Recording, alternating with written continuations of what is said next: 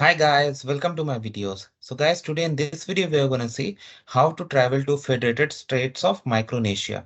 So before I proceed further, if you have not already subscribed to my channel, please go and subscribe right now. And also I would like to clarify neither I am an immigration consultant nor I am a government body. So if you take anything out of this video, you do it at your own risk. Alright guys, so let's proceed. So guys, when it comes to travel to Micronesia, you can do it without any visa and you can get it on arrival. Okay. So let's see the policy, what it says. Like this is an island nation, okay, a beautiful island nation, and they do have some fee like departure tax based on island.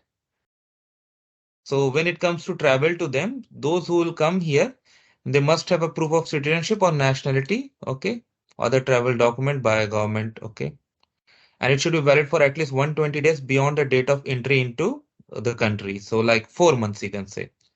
Citizens and nationals of okay, Palau, Marshall Island, United States may proof okay.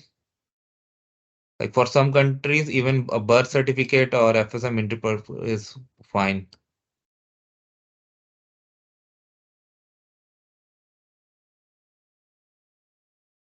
Upon arrival must. Okay, once when you go there, you need to fill this form. That's fine. Okay. Uh, those who wishing to visit for a period exceeding 30 days, they will also need to complete an entry form. And if you entry permit, and if you stay there for less than 30 days, 30 days or less, you don't need. Okay. And you should have return ticket and other information that uh, prove that you are not going to engage in anything that you're not supposed to. All right.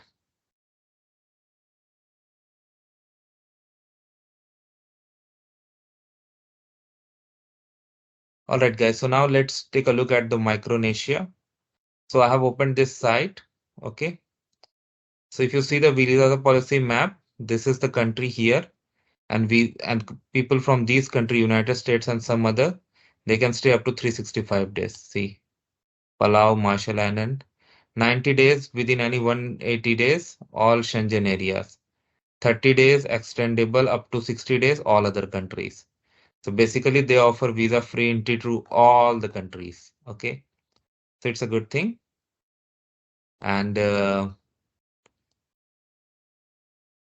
you said, like if you are gonna stay there for more than 30 days, you need to apply an entry permit. Okay. All right, guys. So I hope you gonna like this video. Thanks for watching. Please subscribe to the channel. Thank you.